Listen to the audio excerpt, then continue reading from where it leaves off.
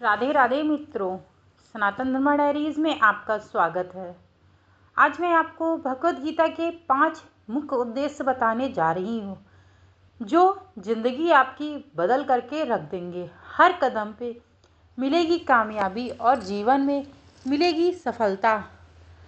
सनातन धर्म डायरीज में आपका स्वागत है।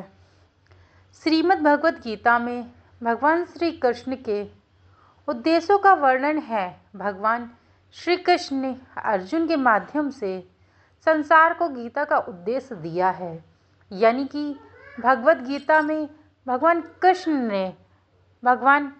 ने यह उद्देश्य दिया है कि संसार को समझने और संसार को संभालने और इस संसार में अपना जीवन व्यतीत करने के लिए भगवान श्री कृष्ण ने अर्जुन को भगवत गीता के माध्यम से पूरे गीता का सार बताया है।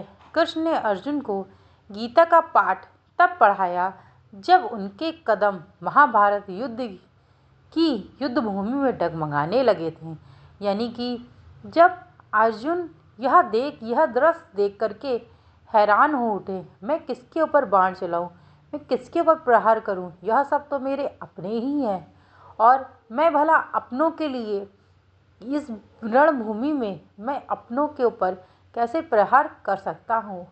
तब भगवान श्री कृष्ण ने उद्देश्य को सुनाकर के अर्जुन को अपने लक्ष्य को पूरा करने की ओर अग्रसर किया। कहा जाता है कि गीता में जीवन की हर एक परेशानी का हल मिल जाता है, यानी कि जो भी व्यक्ति गीता को सुनता है, समझता है और पढ़ता है, उसके जीवन में कितनी बड़ी से बड़ी परेशानियां क्यों ना चल रही हों, परंतु गीता के माध्यम से उसको ज़िंदगी जीने का तरीका ही बिल्कुल बदल देती है। गीता में कही गई श्री कृष्ण ने अपने श्रीमुख से ऐसी बातें की है कि आज जीवन में आगे बढ़ने की प्रेरणा देते हैं, यानी कि आज भी भगवान श्री कृष्ण ने जो अपने श्रीमुख से उद्देश्य दिए हैं, वह आज भी मनुष्य को अपनी हार और जीत का आकलन करने के लिए आज भी बहुत ज़्यादा महत्वपूर्ण है। ऐसे में किसी भी परेशानी का हल पाने और जीवन में सफलता पाने के लिए गीता की कुछ बातें ध्यान रखनी चाहिए। मनुष्य के जीवन में उतार चढ़ाव तो आते ही रहते हैं, लेकिन जो भी व्यक्ति कभी दुख कभी सुख में समान रहता है, वह मनुष्य जीवन के सभी बातों को समझ चुका होता है, गीता के सभी उद्देश्यों को समझ चुका होता है। आपको आज मैं 5 बातों का विशेष अनुसरण कराऊंगी जो भगवान श्री कृष्ण ने भगवत गीता में अर्जुन को सुनाई थी। वह हर कदम पे आपको जरूर विजय हासिल कर दिलाएगी। यह रहे गीता के अनमोल उद्देश्य जो जीवन को नई राह दिखाती हैं। यदि आप भी अपनी राह से भटक गए हैं या विफल हो रहे हैं, तो आपको इन उद्देश्यों को जरूर सुनना और समझना चाहिए। मित्रों, सुनाने से पहले मैं आपको एक बात यह सूचना दे रही हूँ कि आप मेरे चैनल पे नए जुड़े हैं तो चैनल को सब्सक्राइब करिएगा। नीचे एक बेल आइकन है, उसको ज़रूर क्लिक करिएगा जिससे आपको नोटिफिकेशन मिलती रहे, और लाइक करना बिल्कुल मत भूलिएगा। लाइक ज़रूर किया करिए। लाइक के माध्यम से मुझे इस बात का प्राप्त होती है कि आप लोग हमारे चैनल को देख रहे हैं और हमें प्रोत्साहित कर रहे हैं। आप लोग लाइक करते हैं तो हमें उससे मोटिवेशन मिलता है। तो चलिए गीता के इन 5 उद्देश्यों के बारे में मैं आपको बताना प्रारंभ करती हूँ। फल की इच्छा छोड़ कर्म पर ध्यान देना। वर्तमान समय में मनुष्य कर्म कम करता है और जितना कर्म करता है वह मनुष्य सोचता है कि उससे मुझे फल मिल जाए, परंतु ऐसा कदापि नहीं होता है। मनुष्य को भगवान श्री कृष्ण ने गीता में कहा है कि मनुष्य को सदैव अपने कर्मों पर ध्यान देना चाहिए। गीता में श्री कृष्ण कहते हैं कि मनुष्य को फल की इच्छा छोड़कर कर्म पर ध्यान देना आवश्यक होता है, यानी कि मनुष्य को सदैव अपने कर्मों पर ही ध्यान देना चाहिए। मनुष्य जैसा कर्म करता है उसे वैसा ही फल की प्राप्ति होती है। इसीलिए व्यक्ति को अच्छे कर्म करते रहना चाहिए। और मनुष्य को वही नंबर 2 पे है स्वयं का आकलन करना। श्री कृष्ण के अनुसार व्यक्ति को खुद से बेहतर कोई नहीं समझ सकता है। यह बात भी सत्य है। यदि आज वर्तमान समय में दूसरों के सामने तो मनुष्य अपने आप को अच्छा साबित कर सकता है, लेकिन यदि कोई मनुष्य अपने दिल में झांक करके देखे और वह कैसा है, इस बात का आकलन तो केवल और केवल वह स्वयं ही कर सकता है। श्री कृष्ण के अनुसार व्यक्ति को खुद से बेहतर कोई नहीं समझ सकता है, इसीलिए स्वयं का आकलन करना बेहद जरूरी है।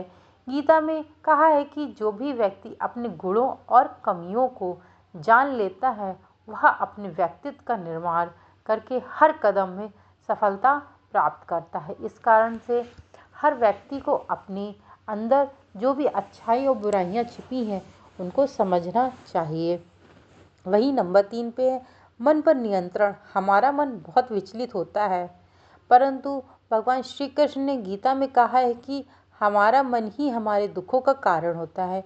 ऐसे में श्री कृष्ण गीता में कहते हैं कि जिस व्यक्ति ने अपने मन में काबू पा लिया वह मन में पैदा होने वाली बेकार की चिंताओं और इच्छाओं से भी दूर रहता है। साथ ही व्यक्ति को अपने लक्ष्य को भी आसानी से प्राप्त हो कर लेता है, क्योंकि यदि कोई व्यक्ति अपने मन को विचलित नहीं होने देगा तो अपने लक्ष्य की तरफ फोकस करेगा, मतलब लक्ष्य की तरफ ध्यान देगा और अपने लक्ष्य को प्राप्त करने के लिए अग्रसर रहेगा और अपने लक्ष्य को पाने के लिए वह खूब मेहनत भी करेगा।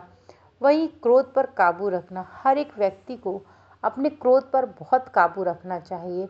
यहाँ तक कि भगवान श्री कृष्ण ने भी गीता में कहा है कि क्रोध में व्यक्ति नियंत्रण खो बैठता है।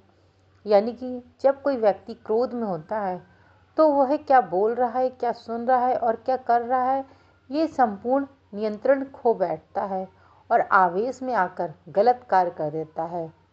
यहाँ तक कि वो कभी कभी गुस्से में व्यक्ति खुद का अहित कर लेता है। यानी कि खुद का अहित करना यह अपने आप को चोट पहुँचाने से कम नहीं है। गीता में श्री कृष्ण ने बताया है कि क्रोध को खुद पर हावी नहीं होने देना चाहिए। यदि गुस्सा आए तो स्वयं को शांत रखने का प्रयास करना चाहिए, वरना इसमें आपका ही अहित हो सकता है। इस बात को भी आपको ध्यान में रखना चाहिए। इस कारण से आपको यदि क्रोध आए तो अपने आप को नियंत्रण में रखें। वहीं स्पष्ट नज़रिया रखें। यानी कि आपको किसी बात को कहना है, आप डायरेक्ट कह दीजिए। सामने वाले को अच्छा लगेगा या बुरा लगेगा, दो में से एक ही बात होगी। ऐसा नहीं है कि मनुष्य अपने जीवन में जो कार्य करना चाहे वह नहीं कर सकता है। गीता के अनुसार व्यक्ति को संदेश या संशय का स्थिति में नहीं रहना चाहिए। जो लोग संशय की स्थिति में रहते हैं उनका भला नहीं हो सकता। जीवन में स्पष्ट नज़रिया बेहद ज़रूरी होता है। संशय का मतलब यह है कि या यह कार्य मैं करूँगा या वो कार्य करूँगा। वो कन्फ्यूज़न वाली स्थिति कदापि मनुष्य को नहीं रहनी चाहिए। इसलिए मनुष्य को सदैव अपने नज़रिए को स्पष्टवादी बना करके ही रखना चाहिए, क्योंकि यदि मनुष्य अपने नज़रिए को स्पष्टवादी बना लेता है तो वह आप देखेंगे कि उसके जीवन में कितनी भी दिक्कतें आए, लेकिन यदि अपने शब्दों पे नियंत्रण है उसका और अपनी बातों पे स्पष्टता है तो वह अपनी जो भी इच्छा या जो भी बात है वह शीघ्र से शीघ्र आसानी से कह जाएगा और जीवन में जो भी दिक्कतें, जो भी परेशानियां आएंगी उनको धीरे धीरे करके अपने आप ही सहन कर जाएगा। समाज से लड़ जाएगा, दुनिया से मनुष्य लड़ जाएगा। सफलता पाने के लिए भी एकाग्रता की बेहद जरूरी है। श्री कृष्ण गीता में कहते हैं कि मनुष्य को सदैव अपने कार्य पर ध्यान देना चाहिए, न कि फालतू की बातों में। मित्रों, आज मैंने आपको भगवान श्री कृष्ण के द्वारा उनके श्रीमुख से कहे गए गीता के उद्देश्यों के बारे में मैंने आपको अवगत कराया है। यदि मेरे द्वारा दी गई यह गीता के उद्देश्यों की जानकारी आप लोगों को पसंद आई हो तो चैनल को लाइक शेयर सब्सक्राइब करना मत भूलिएगा। Thank you so much video को वॉच करने के लिए।